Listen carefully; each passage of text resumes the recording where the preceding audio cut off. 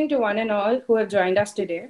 Our honorable guest, Senior Advocate Shri Mohan Parasaran, former Solicitor General of India, Dr. Seema Singh, Faculty Convener of Debate and Discussion Society of Campus Law Center, faculty members, students, and all the viewers in audience. A very warm welcome to the third session of Courtroom Legends Keynote Series. I'm Kajal Sonkar, a final year student at Campus Law Center and currently heading the Debate and Discussion Society along with a fellow batchmate of mine, Mr. Vijay Pujari. On behalf of Campus Law Center and Debate and Discussion Society, I thank you all and foremostly our honorable guest, Mr. Parasaran, for joining us today. We all are very well aware of this courtroom legend, not just because he is one of the most renowned alumni of Campus Law Center, but also because he has played a major role in numerous cases of national and international importance, like that of Nyamgiri mining case, Kundankulam nuclear power plant PIL, and the constitutional validity of MPLAD scheme. Sir has defined and redefined India's stance in important international taxation matters, for instance, with respect to Vodafone, Sanofi, Idea Cellular, and others. With all pride and honor, I again welcome the prestigious alumnus of our college to the Courtroom Legend Keynote Series, who will be speaking on the topic Evolution of Constitutional Law by the Supreme Court of India. On this note, I would like to welcome Dr. Seema Singh to kindly address us with her welcome remarks. It's a great day for all of us because Senior Advocate and former Additional Solicitor General of India, Shri Mohan Parasaran sir, is with us. And this is my proud privilege to welcome you as a keynote speaker in our series of Courtroom Legends. Obviously, the Constitution is the law of land, and it is a document which came into force on 26 January 1950. It is a reflection of idea of India, which was dreamed by our constitution makers. But one of the very instrumental role was played by the Indian judiciary in evolving the soul of this constitution. I'm extremely thankful to you, sir, that you picked such a relevant topic for your keynote address. Without delaying further, I welcome you once again and invite you to deliver your keynote address. Over to you, sir. Good evening to all of you. Professor Dr. Seema Singh and my dear students and other members of the Debating Society of the Faculty of Law, CLC. It is my great pleasure to be once again before you and address the CLC and the students in particular. And when Dr. Seema Singh spoke to me, I thought about various topics. Then I thought, let us actually go into some historical aspects, no? And I thought, evolution of the Indian Constitution by the Supreme Court, since the inception of the Supreme Court, is a very, very important, I think, pillar stone or a cornerstone in the legal history of our country for a variety of reasons. See, the Indian Constitution, as all of you know, is one of the longest constitutions and the heaviest of constitutions in the world, and has about 395 articles. It has 12 schedules and 5 appendixes. Apart from that, it has so far gone the maximum number of constitutional amendments, 104 amendments till today. And there was a seminal debate before the framing of the Constitution of India in the Constituent Assembly, which has been succinctly brought about by Mr. B. Shivarao in his commentaries of the Constituent Assembly. The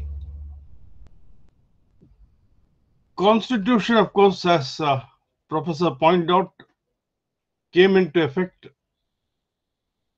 with effect from 26 January 1950, post-independence. And we had a strength of 6 judges. Even though the sanctioned strength was 7 judges, there were 6 judges, with the first Chief Justice of India being Chief Justice Kania. And the other 5 great legal luminaries, Justice Patanjali Sastri, Justice Meherchand Mahajan, Justice B.K. Mukherjee, Justice Fazl Ali, and Justice S.R. Das. In fact, I would actually equate these 6 judges to about 20 judges of the present day Supreme Court. They were such great legal luminaries, and even in those days, actually laid down very important principles of constitutional law. And soon after the setting up of the Supreme Court in the Parliament House of those days, the very first case which they were confronted with was argued by Mr. M.K. Nambiar, and that case is A.K. Gopalan versus State of Madras. It's a case which came from Madras, which involved the validity of the preventive detention of Mr. A.K. Gopalan. And in A.K. Gopalan's case, there was, of course, division amongst judges, even amongst these 6 judges. The petitioner did not get the liberty, even though some sections of the concerned enactment was struck down. But important question was considered in A.K. Gopalan, even in the very first case, was as to whether there was any correlation between Articles 14, 19 and Article 21, or whether they should be read in watertight compartments, or whether they should be seen in isolated silos, or they should be read harmoniously. Justice Fazl Ali was the first judge to take the view that these articles cannot be read in silos. They have to be harmoniously construed in considering the breach of a fundamental right of a citizen, and in fact granted substantial relief to Mr. Gopalan. And when the Supreme Court was constituted in the 1950s, you mainly had cases pertaining to the law of preventive detention. Secondly, you had cases which involved from the field of which arose from the field of education, in particular reservation in the matters of admission to educational institutions. Thirdly, property rights. That is actually the system of abolition of zamindari system, and this also led to lots of controversies. No? In fact, one should be noting a very interesting thing. Even before the Indian Parliament became bicameral, the first amendment to the Constitution was introduced, which was actually brought in for the purpose of setting at naught the law laid down in Champakam Durarajan's case. That was a case where the Supreme Court struck down the government order of the state of Madras, which actually provided reservation based on community. That is a particular person from a particular community, a Brahmin or a Chettiar or a Vaisya or a most backward class, each one will be having a certain percentage of seats. And that was clearly held to be based on religious grounds or communal grounds, and was struck down as violative of Articles 15 and 29. And the First Amendment was thereafter brought into force by the single house, not the bicameral parliament, to actually get over some deficiencies which they thought, which arose out of the judgments in not only Champakam Durarajan, but in A.K. Gopalan's case as well. And this act was enacted on 18th of June 1951. This actually inserted Article 15, Subarticle 4, and this actually provided nothing in this article or in clause 2 of Article 29 shall prevent the state from making any special provision for the advancement of any socially and educationally backward classes of citizens or the scheduled castes and scheduled tribes. Therefore, if you notice, Article 15, Subarticle 4 once again brought back reservations in education institutions on the ground of social and educational backwardness, and for SCs and STs, and effectively neutralized the effect of the judgment in Champakam Durarajan and enabled and empowered the state to provide reservations even in the matter of education.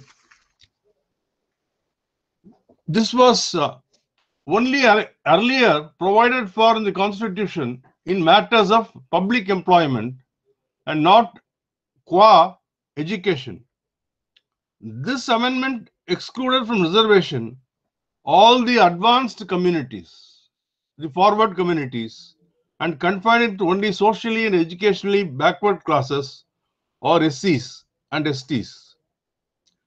One other notable feature of the First Amendment is it also provided for agrarian reforms, leading to insertions of Article 31A and 31B, which became matter of challenge in Shankari Prasad Dev versus Union of India. See, actually, many jurists, including Justice Rohinton Nariman, just last week, called or described that Article 31B is a black hole in the Indian Constitution, because Article 31A sought to save agrarian laws from being questioned on the ground of violation of fundamental rights, and even if no compensation was provided for, as was done in Kameshwar Singh, the laws were upheld. But 31B, surprisingly, brought not only agrarian laws, but all other laws. If they are actually put in the 9th schedule, then you cannot challenge such laws as violative of fundamental rights. And all of you would have noticed that even though the Supreme Court has held that the reservations cannot, in the matter of either employment or education, exceed 50%, the Tamil Nadu legislature provided for 69% reservations for backward classes, scheduled caste, scheduled tribes. And it took about it from the existing 49, it went up to 69%. And the act was put in the 9th schedule. And 31B says that it starts with, without prejudice to the generality of the provisions contained in Article 31A, none of the acts and regulations specified in the 9th schedule, nor any of the provisions thereof, shall be deemed to be void or ever to have become void on the ground that such act or regulation or provision is inconsistent with or takes away or abridges any of the rights conferred by any provisions of this part, and notwithstanding any judgment, decree, or order of any court or tribunal to the contrary, each of the said acts and regulations shall, subject to the power of any competent legislature to repeal or amend it, continue in force. Therefore, Article 31B has conferred a very wide power on the legislature to virtually even negate a judgment of the highest court of the land. That's why, notwithstanding the ruling in M.R. Balaji, which provided a ceiling of 50%, some states have exceeded the 50% ceiling limit, which is now being considered by the Supreme Court in the matter which is parted, namely the Maratha Reservations Act, which has arisen from the Maharashtra state. But an argument, in fact, arose that the real intent of Parliament in introducing 31B was only to supplement 31A and not supplant 31A, and therefore you could only actually bring in laws such as agrarian laws and not any other laws, because agrarian laws stand on a different footing. And this was the view of some of the judges. But what happened was the Supreme Court, by looking at the language of 31B at the beginning, without prejudice to the generality of the provisions contained in 31A, said this 31B is a standalone article. And the validity of 31B and 31A was upheld by the Supreme Court in Shankari Prasad Singh Dev versus Union of India. It was much later, after several years, in two Constitution Bench judgments, one in Vaman Rao and the other in I.R. Coelho, the Supreme Court actually said that the states or the Parliament cannot arbitrarily seek to just put enactments into the 9th schedule. There has to be some reasonableness in their action, and to some extent have diluted the powers of the states not to act arbitrarily in exercising their powers under Article 31B and 31A. But still, I think the larger issue is still pending, no?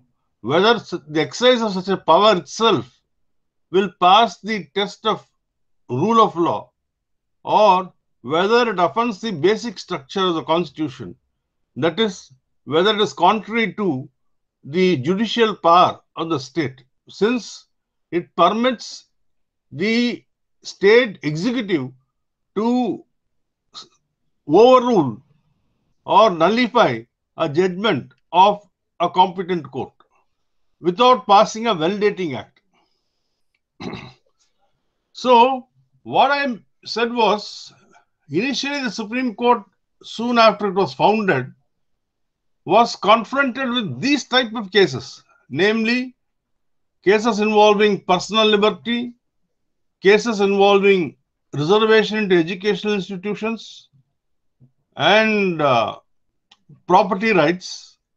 And this led to a remarkable development in the form of First Amendment, which actually the controversy continued even till few years back, till I.R. Coelho, and is continuing even now.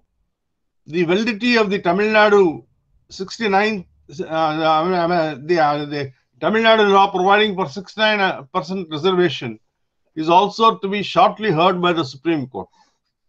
So, even I think after 70 years after the advent of the Constitution, the relevance of the First Amendment is still very relevant even till today.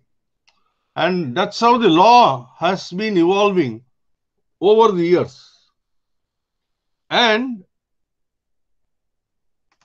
the Supreme Court has always been reluctant to strike down provisions of the Constitution in its early days. They were quite conservative. They were leaning in favor of presumption in favor of constitutionality. Even now, actually, they lean in favor of presumption, but not so heavily. The Supreme Court in some early decisions held that Article 368 provided the Parliament with unlimited power to amend the Constitution, thereby establishing supremacy of Parliament over the Constitution. That was actually the position post Shankari Prasad and even post Golaknath. Because the correctness of Shankari Prasad was considered in Golaknath, was the state of Punjab. That is the amending power of the Constitution. And the supremacy was given to the Parliament. And that was put an end to by the Supreme Court only in the celebrated case of Kesavananda Bharati. That was in 1973 by 7-6. And it was in this case the Supreme Court evolved the doctrine of basic features or basic structure and held that there are certain rights which are so fundamental, which are basic, such as right to life, and those rights can never be tinkered, including rule of law. And Parliament, to that extent, its supremacy is actually inferior to that of the Constitution. And Kesavananda is now being celebrated even today. But the doctrine of this basic feature was first actually, in fact, you will all be surprised, it was first actually propounded by an English judge sitting in the Pakistan Supreme Court way back in 1963. He actually referred to basic features of a constitution which are very supreme. And that judgment was followed by Justice Mudolkar of the Indian Supreme Court in some other matter. And in Kesavananda Bharati, they picked up Justice Mudolkar's following the judgment. And that's how the basic structure doctrine was evolved by the Indian Supreme Court. And as I said, in the first, I think, part, I would say between 1950 till about 1970, 20 years, I would say, two decades, the court was largely confined to interpreting the rights provided under the Constitution, namely the right of equality, the right to life and personal liberty, religious rights, rights to freedom under Article 19, etc. And also they were deciding some cases on interstate trade and commerce. You also would have read in the law faculty the leading cases, automobile transport versus state of Rajasthan, which arose in the context of Articles 301 to 304, interstate trade and commerce, and Atia Bari, which has now been overruled, Atia Bari Tea Company. So, and service matters, of course. Service matters, industrial disputes. These were the essential matters faced by the Supreme Court. Service, industrial, matrimonial, criminal matters. And those days, the entire approach of the Supreme Court, the jurisprudence was so conservative and fundamental, and we heavily relied upon Anglo-Saxon jurisprudence in those 20 years, even though there are judgments to show that the Indian Supreme Court was not bound by the English precedents or by the American precedents. That was so held even in A.K. Gopalan. Even though they rely upon so many English and American cases and even Australian cases. Mr. M.K. Nambiar, remarkably at that time, without the facility of internet, was able to cite rare cases and also latest cases from Canada, Australia, England and US in A.K. Gopalan. And they are referred. And for just one's learning, one has to go through his arguments. The court also, during the first phase, dealt with a lot of land disputes and matters relating to education and employment and industrial trade, as I said. Then, when law was evolving in these areas, you always find the somewhere Narada comes in, say like Sage Narad, and creates problems. And there was a clash between the executive and the legislature joining together against the judiciary. In the famous case of M.S.M. Sharma, that was in the year 1959. And the court was concerning with the privilege of the Legislative Assembly and Parliament in that case. The court held that freedom of speech in Parliament and the state legislature was subject to the provisions regulating the procedure of Parliament and state legislature, and the right under Article 19(1)(a), that is freedom of speech, free speech and expression, would have to yield to the powers, privileges and immunities enjoyed by the House. So 19(1)(a) had to yield to Article 194, the powers, privileges and immunities of a House. So this was the law laid down in this famous case, also known as the Searchlight case. However, subsequently, in Keshav Singh's case, a 7-judge bench that is reported in 1965, 1 SCR 413, interpreted the judgment in M.S.M. Sharma as under: we do not think it would be right to read the majority decision as laying down a general proposition that whenever there is a conflict between the provisions of the latter part of Article 194(3) and any of the provisions of the fundamental rights guaranteed by Part 3, the latter must yield to the former. The majority decision therefore must be taken to have settled that Article 19(1)(a) would not apply and Article 21 would apply. Therefore, they elevated the right.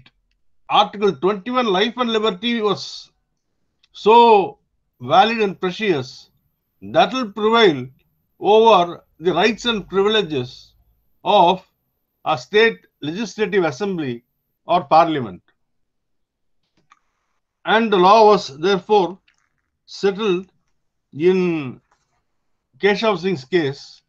And all of you should actually read this judgment also, because it was actually written by one of the greatest judges of the Indian Supreme Court, Justice P.B. Gajendra Gadkar. And at this time, the debate on the part of the Parliament in exercise of its constituent power to amend the Constitution, which was simmering in the background, gained more prominence, and the stage was set up for a phase of sorts. Then actually this led actually to the issue of going into the question of what is exactly a constituent power. And there the chance arose for the Supreme Court to consider this issue. As I said, I already dealt with this case earlier. In Golaknath, Chief Justice Subbarao, and Justice Subbarao actually was a very radical judge. He was a socialist, in fact. He actually, I would say, belonged to the Krishna Iyer school. He was I would say he was a precursor to Justice Krishna Iyer. And he also had interest in politics. He resigned the office of Chief Justiceship and contested to the post of President of India and lost. In Golaknath, Chief Justice Subbarao, speaking for the majority by invoking the doctrine of implied limitations on the power to amend, held that Parliament's power to amend the Constitution could not be used to abridge fundamental rights, and further applied the doctrine of prospective overruling. So this was a very far-reaching judgment, and this actually laid the foundation for Kesavanand Bharati later. And in Kesavanand, as all of you know, I'm not going into it very deeply, because Kesavanand Bharati is itself the power of amendment to the Constitution, the constituent power itself. I think I'll give a lecture for 2 to 3 hours. In Kesavanand, the Supreme Court, by a majority of 7-6, overruled the decision in Golaknath by holding that no amendment could be made to alter the basic structure. They went one step further, to alter the basic structure of the Constitution. Thus came to be evolved the doctrine of basic structure. I was referring to Mudolkar. So, Kesavanand goes into basic structure, and whereas Golaknath actually stopped with fundamental rights. So, basic structure is, for instance, our Constitution is a quasi-federal constitution. It actually provides various other rights and freedoms. Now you can't alter the preamble, you can't do away with the preamble, you can't do away with many other features of the Constitution, you can't actually delete the directive principles of state policy. And these are all certain vital aspects which will be relevant for every student of constitutional law. The basic structure doctrine was followed to strike down the 39th Amendment of the Indian Constitution. This was actually brought to specially save the then Prime Minister. And Prime Minister's election was put beyond the pale of law, cannot be challenged. It was sought to validate the election of Mrs. Gandhi, pending challenge to such election before the Allahabad High Court. All of you know the Allahabad High Court struck down the election, set aside the election of Mrs. Gandhi, and the matter was pending in the Supreme Court. So that was sought to be nullified, and judicial review thus played an important role and the courts were regarded as the preservers of the constitution. And it is interesting in this case that they discuss that this bill virtually amounted to a bill of attainder, and clearly negated the basic principles of rule of law. Then came emergency, a downward slide for the Supreme Court. Champions were judges, but I think they remained mute spectators. I would like to point out that during the period of emergency, the high courts were more proactive towards the rights of citizens. Even though fundamental rights were suspended, Part 3 was suspended, the high courts still proceeded to issue writs of habeas corpus. Why, I would like to point out.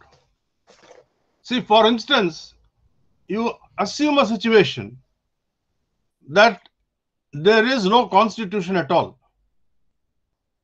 In a situation where, like in England, there is no constitution, can you say that since there is no constitution, there is no right to life, there is no right to carry on legitimate business, there is no rule of law in a democratic country? So, these are all rights which are not for the first time created by the Constitution. These rights actually are historical and are inherent from the history of mankind. Therefore, high courts were actually following this principle. Supreme Court said your right to life was also suspended. And that was in the leading case of ADM Jabalpur, where the Supreme Court by a majority of 4:1 held that the right of a person to approach the High Court for judicial review also could be suspended, because High Courts were very proactive citizens. And during the proclamation of emergency under Article 352, the only dissenter became a great hero for posterity, and he was Justice H.R. Khanna, and still he is hailed to this day, and his portrait is installed in court number 2. Only few judges have their portraits: Justice T.L. Venkatramaiah, Justice Kania, and Justice Khanna. All 3 judges have the portraits inside the court halls, either in the Chief's Court or the second court. Post-emergency, see, actually what happened was, the ADM Jabalpur bench comprised of champion judges like Chief Justice Chandrachud, Justice Bhagwati, Justice Beg, etc. And the furor which followed after the judgment in ADM Jabalpur led them to a lot of embarrassment. And as you know, there were elections soon thereafter. And there was a change of government. And the Janata Party came to power. Interestingly, as a matter of judicial history, Chief Justice Chandrachud openly apologized for his judgment in ADM Jabalpur. It's a matter of record. And from here, you will see how the Supreme Court changed its attitude towards citizens. It became pro-citizens during the Janata regime. In fact, the court first decided on the issue of President's rule imposed by the Janata government, which dismissed almost all the Congress governments and upheld it. See, I have noticed a very interesting feature. This will also be relevant for a student of political science. Take any country. Whenever a government in the center enjoys the confidence of the people and is absolutely powerful, and the prime minister also is very powerful, is virtually a one-man show, then I've seen courts are all not that active.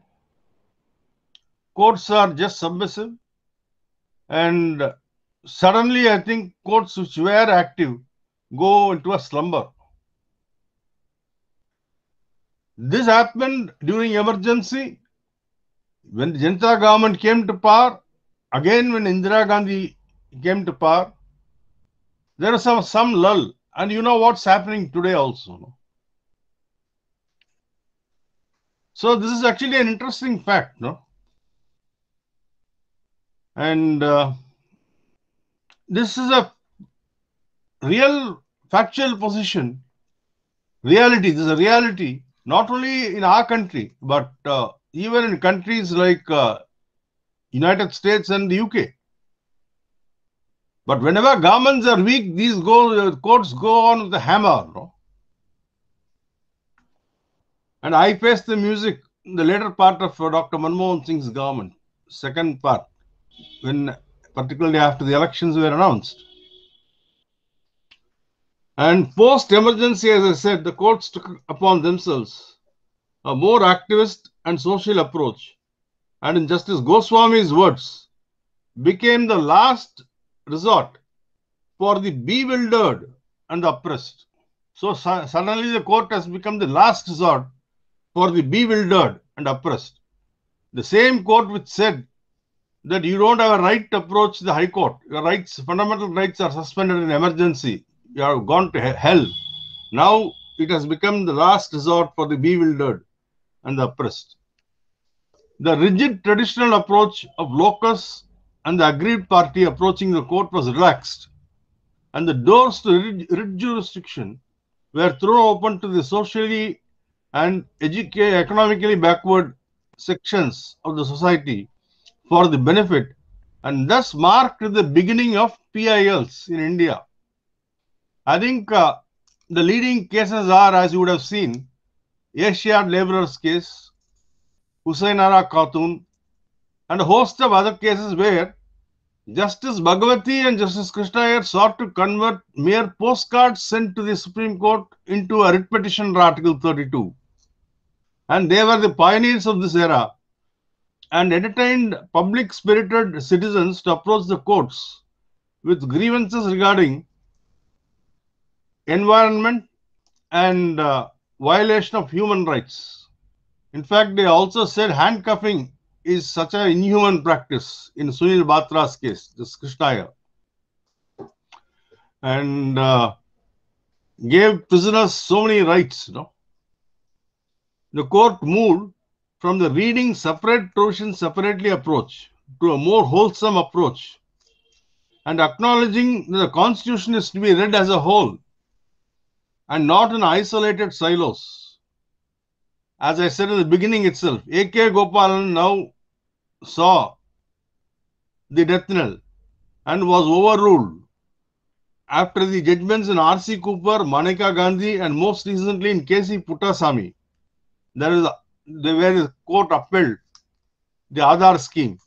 It is now well settled that there runs a common thread through all the provisions of Part 3 with the different aspects of the same right encompassing different provisions. In the words of Honorable Justice Rohinton Fali Nariman in Muhammad Arif versus Supreme Court of India, the wheel has turned a full circle. Substantive due process is now to be applied to the fundamental right of life and liberty. So now substantive due process is now read into Article 21. It is not only procedural. The controversy is now well settled now.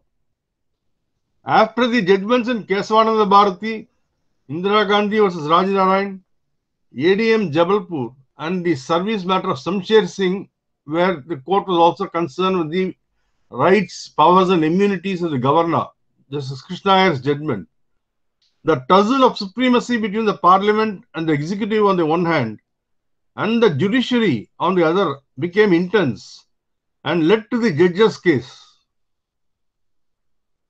Now we go to a different chapter.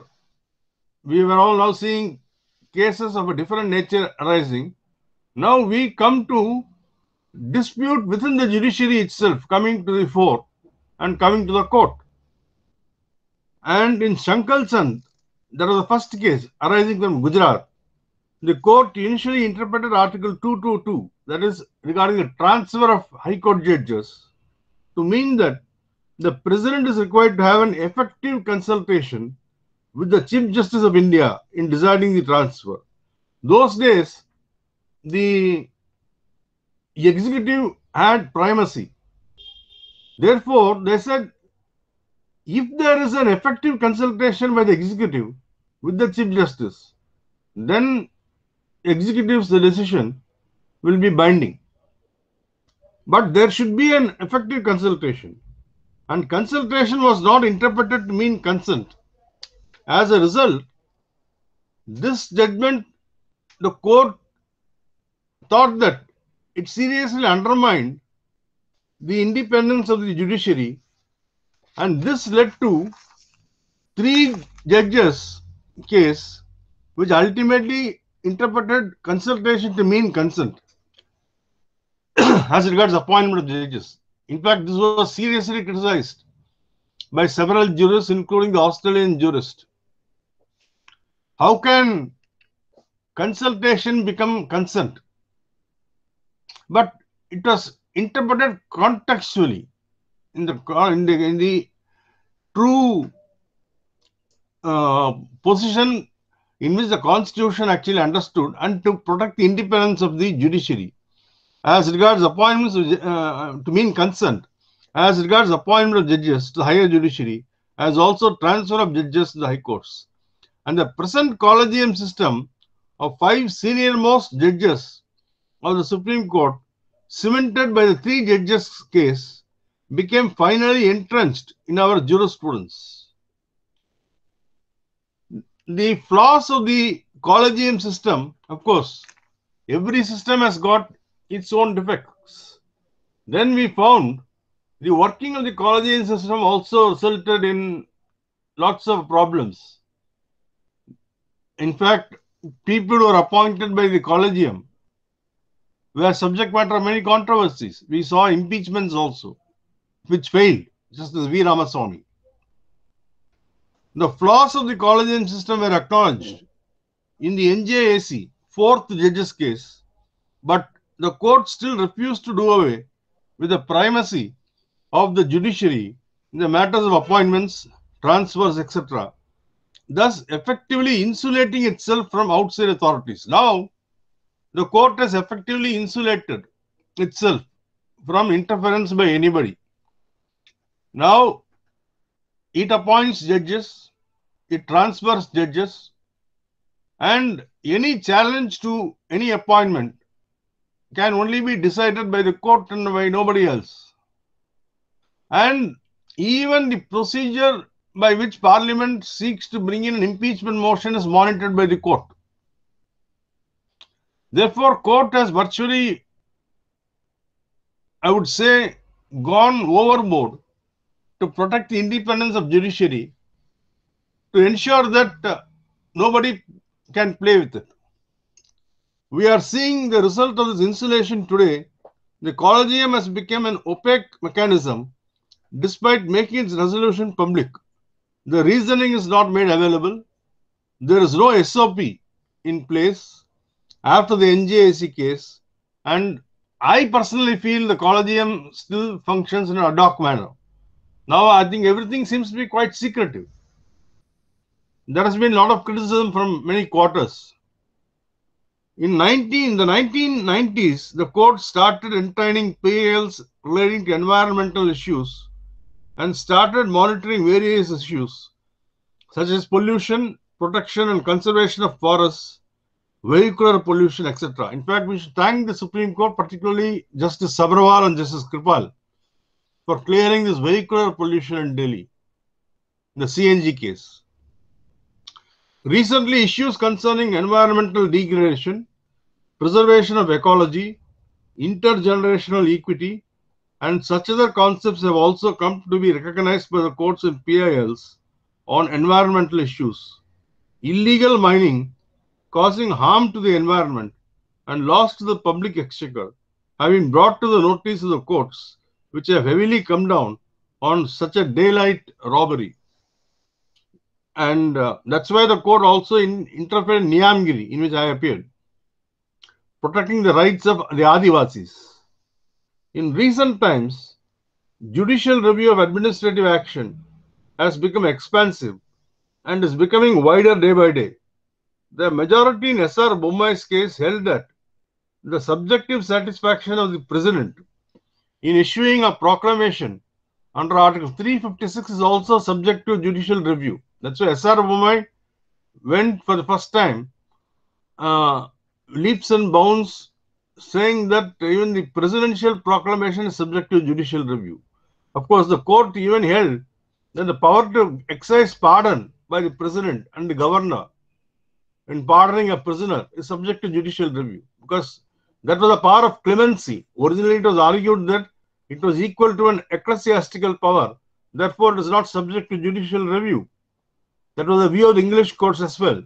But in K.R. Singh's case, the court rejected that argument. Now they say even presidential proclamation in bringing a president's rule in a state is subject to judicial review. The traditionalistic and conservative approach by the courts in exercising powers of judicial review has been vanishing, and the sphere of judicial scrutiny is being expanded. State activity too is becoming fast pervasive, as the state has descended into the commercial field and giant public sector undertakings have come up. The stake of the public exchequer is also large, justifying larger social audit, judicial control, and review by opening the public gaze. Though in stricto sensu, the courts ordinarily refrain from digressing into policy decisions, in exercise of judicial review, the Supreme Court and the High Courts have judiciously exercised their discretion to enter into such domains where policy decisions are involved. As you would have seen in the 2G spectrum allocation case, while acknowledging that the scope of judicial review in policy matters is limited, the Supreme Court went on to rule that when it is clearly demonstrated that the policy framed by the state or its agency, instrumentality and or its implementation is contrary to public interest or is violative of the constitutional principles, it is a duty of the court to exercise its jurisdiction in larger public interest and reject the stock plea of the state that the scope of judicial review should not be exceeded beyond the recognized parameters. Terming the allocation of 2G spectrum licenses as illegal, the Supreme Court minced no words while observing that an important national asset was virtually gifted away at a throwaway price following the first come first served policy, and that if the method of auction had been adopted, the grant of license, which could be the only rational, transparent method for distribution of national wealth, the nation would have been enriched by several thousands of crores. However, in natural resource allocation reference case, that is actually the dispute between Ambani brothers, the court observed that the methodology pertaining to disposal of natural resources is clearly an economic policy, and courts cannot mandate the method of auction to be followed in all cases. At the same time, reaffirming its power of judicial review, the court added that it is entitled to analyze the validity of different means of distribution and give a constitutional answer as to which methods are ultra vires and intra vires of the Constitution. While it cannot compare which policy is fairer than the other, but if a policy or law is patently unfair to the extent that it falls foul of the fairness of requirement of Article 14 of the Constitution, the court would not hesitate in striking it down. Though there was no specific ruling of the court on the power of judicial review, it referred to the observations in the National Resources Allocation Reference that judicial scrutiny of methods of disposal of natural resources should depend on the facts and circumstances of each case, and when such policy decision is not backed by any social or welfare purpose and scarce resources are alienated for commercial pursuits of profit maximizing private entrepreneurs, the court in exercise of power of judicial review shall term the executive action as arbitrary, unfair, unreasonable, and capricious due to its antinomy with Article 14. Where the investigating agencies have failed to perform their duties, such as the 2G and the coal block allocation cases, courts have, under judicial review, assumed the role of monitoring investigations. The Supreme Court has been monitoring investigations in several matters. And they took the lead first actually in the Hawala dairy case. Then later days we saw the 2G and the coal block allocation cases, and assumed the role of monitoring of investigations done by agencies. Such extraordinary exercise of powers by the courts have ensured fair, independent, and timely investigations. With the evolution of public interest, the corresponding litigation has also undergone a sea change. In recent years, the court has been compelled to oversee and direct implementation of executive and administrative measures for a larger public good. These cases often involve furtherance of the directive principles outlined in Part 4.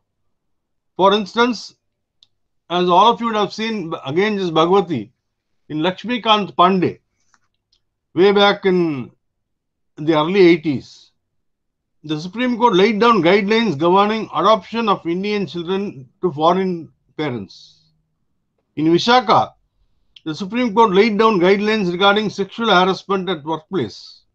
More recently, manifest arbitrariness under Article 14 has been applied to test the validity of legislation in Shayana Bano versus Union of India, as opposed to such ground being available to test executive actions alone. See, previously, the principle of arbitrariness was only applicable to an executive order, that is a government order.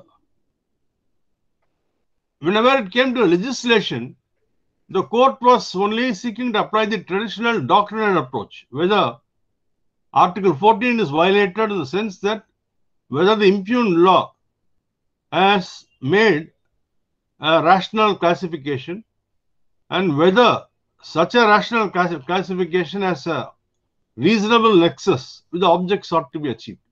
That is the doctrinal approach. But now, you need not go into that much so deep into it. You can show, if the conscience of the court is shocked that a law is manifestly arbitrary, it can be struck down. But this is highly subjective. There are criticism as to how can courts actually bring in a subjective concept and strike down a legislation, because you can never go into the intent of a legislature. You can only examine it from an objective criteria, not from a subjective criteria. And we do not know whether this issue will be once again reviewed by the court. In furtherance of its activist approach, the court has not hesitated to step in and strike down certain provisions of the Indian Penal Code criminalizing homosexuality and adultery as being violated of Articles 14, 15, 19, and 21 in Navtej Singh Johar and Joseph Shine, and its judgment in Indian Young Lawyers Association of the State of Kerala allowing young women to enter the Sabarimala temple led to the filing of review petition, wherein certain questions of law pertaining to scope of judicial review and the right to religion under Articles 25 and 26 have been referred to a 9-judge bench for its consideration. So Sabarimala, even though the court swayed in favor of women's rights for worship. Now the matter has been referred to a 9-judge bench in the light of further issues arising in the light of Articles 25 and 26. The outcome thereof may perhaps finally put to rest the debate on the scope of the court's interference in religious matters. As the sentinel on the Quaybave and as the guardian of the Constitution, the Supreme Court has constantly strived to protect fundamental rights against unreasonable fetters imposed on them by the legislature and the executive alike, and also in safeguarding the basic fabric of the Constitution from amendments which seek to erode the core and essential values of the Constitution. In the process, the Supreme Court has also, by way of judicial interpretation, made the Constitution quite broad-based and put life into the dry bones of the Constitution so as to make it a vehicle of nation's progress. Before I just conclude, I would like to point out that the court has always said the Constitution should not be interpreted as a static document. And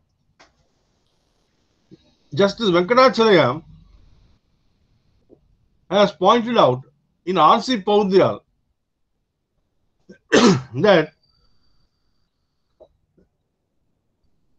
commenting on the approach appropriate to a constitution, a learned author speaking of another federal document, the Australian Law Journal, a moment's reflection will show that a flexible approach is almost imperative when it is sought to regulate the affairs of a nation by powers which are disturbed, not always the most logical fashion, among two or more classes of political agencies. The difficulties arise from this premise, which are much exasperated. Then, in the other paragraph, he says, in judicial review, the virus of the exercise of constitutional power, such as the one under Article 2 of the the significance and importance of political competence in the decision deemed fit by Parliament cannot be put out of consideration as long as the conditions do not violate the constitutional fundamentals. Then here comes the most important observation.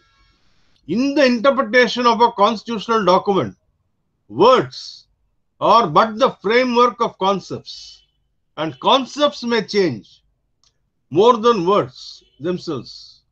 The significance of the change of the concepts themselves is vital, and the constitutional issues are not solved by a mere appeal to the meaning of the words without acceptance of the line of their growth.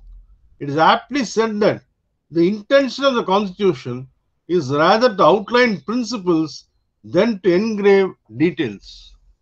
And this has largely been followed by the Indian Supreme Court. I think I have tried to overall cover the evolution of the constitutional law as much as possible. In fact, it's a very, very vast topic, and I can only do a proper justice, I think, possibly by addressing for a longer duration, I think section-wise or chapter-wise. But I think that can only be done on some other occasion. And I thank all of you for your patience. Thank you. Thank you, sir, for the scholarly keynote. We are grateful for the opportunity to pick your mind on this thought-provoking topic, and we await for the time when we are able to pick your mind critically on individual section-wise articles. Sir, I am Vijay Pujari, final year student of Campus Law Center, presently serving as the convener of the Debate and Discussion Society, and I'll be moderating a brief Q&A session.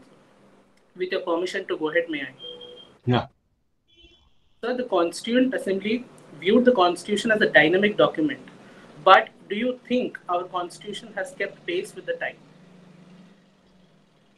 Yeah, the Constitution definitely has kept pace with the time, mainly because of the evolution or continuous interpretation of the Constitution by the Supreme Court, and also by the amendments which have been brought from time to time by the Parliament. So the next question, sir. You've been an expert in commercial and tax litigation, sir. With the benefit of hindsight, what is your opinion on retrospective taxation? See, retrospective taxation is again a big red herring, no? And actually, it sends panic to genuine foreign investors. And my view is retrospective taxation should only be resorted to only in a given case where actually the judgment itself is contrary to some well settled legal principle and it does not actually seek to affect the vested rights of the taxpayer. Okay, sir. So my next question is with regards to the basic structure doctrine. Ever since its propounding, first propounded by Mr. M.K. Nambiar in either Sajjan Singh or Golaknath, where there has been a greater amount of resistance for basic structure doctrine. And even in the Keshavanandan Bharati, it has passed through 6-7, essentially with a narrow margin. Why was there an initial resistance, and why it is one of the most celebrated judicial propounds today? Yeah, see, basic feature, many people say actually it is a highly subjective thing, no? How can you find out what is the basic feature? Something which might be a basic feature for you may not be a basic feature for somebody. And as the Supreme Court also has it been able to exactly specify what exactly are the basic features except pointing out illustrations. Therefore, there has been criticism, but what I say is this basic feature was first propounded by the English judge in Pakistan, followed by Mudolkarji. And everything has got some basic features, I say. Even every enactment, every constitution or anything has some characteristic. It's a constitution, they say it's a living organic document. Once if you say it is a living organic document, then it has to have some basic feature like a human being, no? Yes, sir. So we have first year law student Toshita Joshi coming up with a question. Good evening, sir. Yeah, but So my question is that is it not an erroneous decision by the Supreme Court to ban Jallikattu, which is a cultural practice that dates back to the Sangam age? And is Jallikattu not protected under Article 29 of the Indian Constitution? see, in Jallikattu, if you see, it has been banned even in Spain. See, Spain was the forerunner of this bullfighting. And how can you say, of course, it was part of culture, but suppose something is actually life-threatening, and then how can you say that it will override public health standards, you know? Public health has been given paramount, see, actually by the constitutional makers. That's why actually when it comes to religious or cultural rights, for example, during COVID times, even many temples have cancelled traditional festivities which are taking place for centuries, only on the ground of public health, and courts have upheld it, no? Thank you, sir. We have Farah Rahman coming with next question. Good evening, sir. Am I audible? Yes. Sir, I'm Farah Rahman, a first-year student at Campus Law Center. And I would like to ask you that in light of former CJI receiving post-retirement benefits from the government, the independence of judiciary has come under a scanner. So how can we ensure that this independence, which is an integral feature of our constitutionalism, remains unaffected from the undue influence of the executive? Yeah, I personally see it all depends upon person to person, I say. But we have to see the judiciary as a whole. Some members of the judiciary are not happy. Members of the bar also are not happy. And some judges have openly said they will not accept any post-retirement officers. In the fitness of things, I think if you have held an high office of Chief Justice of India, like actually you retire from government service, there should be a cool-off period, I say. Cool-off period of at least 5 years. If you actually mandate it for a public servant, I think why not it be mandated for judges as well? Thank you, sir. So we have a question from Swapnam. Good evening, sir. I'm Swapnam from second year student of Campus Law Center. I wish to ask, as you have mentioned about Schedule 9 along with 31B article, in which any law placed under it was initially immune to judicial review, but after IR Coelho versus State of Tamil Nadu case 1973, the veil of judicial immunity was lifted. How the purpose of the Schedule 9 was changed after that judgment, and what will be its role in future? Thank you, Yeah, sir. see, they have actually laid down the principle which actually empowers the court to examine the justification of putting a law in the 9th schedule, but still actually they are yet to strike down a law being put to the 9th schedule that is now being closely examined in the Tamil Nadu case, where 69% reservation was provided for, which is far excessive. Then the mandate already determined by the Supreme Court in educational and employment matters. We have one last question from Kajal, sir. With that, will be the end of the Q&A session. Kajal. Thank you, sir. So my question is that in recent times, in matters with regards to freedom of religion, Supreme Court has been criticized for acting as theologian, priest, and Maulvi when it comes to essential religious practices test. And sir, as you also mentioned that in Sabarimala 2019 review judgment, Supreme Court itself recognized that there is a need to review its jurisprudence on religious freedom. So, sir, considering the diversity of our country, of our society, how should we as a nation go ahead in such matters, and what should be the jurisprudence therefore?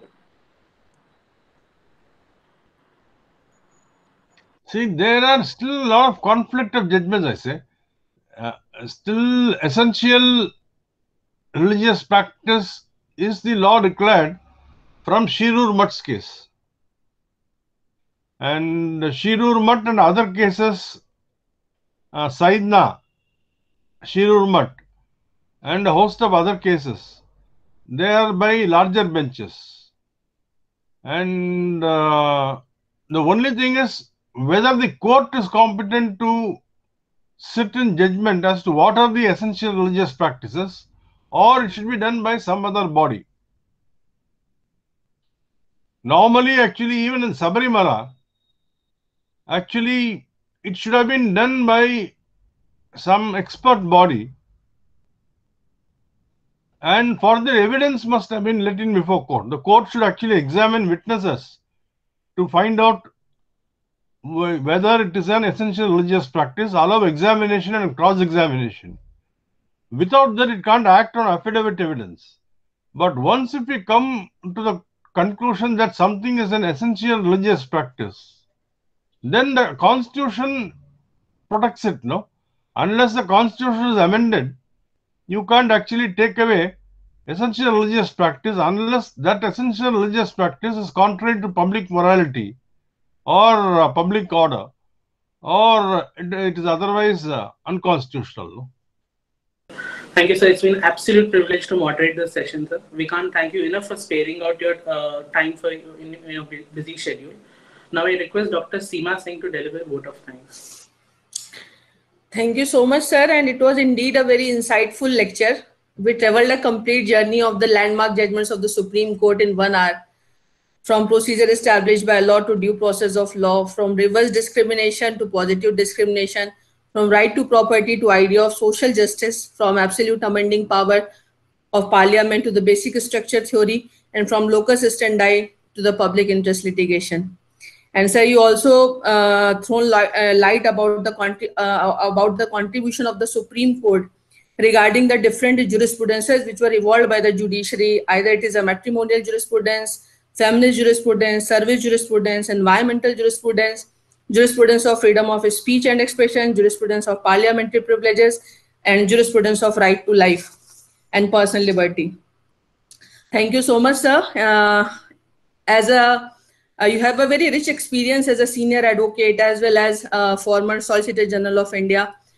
It will definitely encourage our students to evolve and excel in the field of law by expanding their legal wisdom. And I congratulate to all the students for their excellent questions also on the behalf of the Campus Law Center and Debate and Discussion Society, and from the behalf of my PIC, our PIC, Professor Raman Mittal sir, I extend a big thanks and my gratitude to you and to all the listeners, to my teammates, my colleagues, all the students of Debate and Discussion Society, especially to Kajal and Vijay. Thank you so much, sir, and definitely we are looking forward for more lectures. It is going to be a very learning experience for all of us. Thank you, sir. Thank you very much. Wish you all the best. May God bless all of you.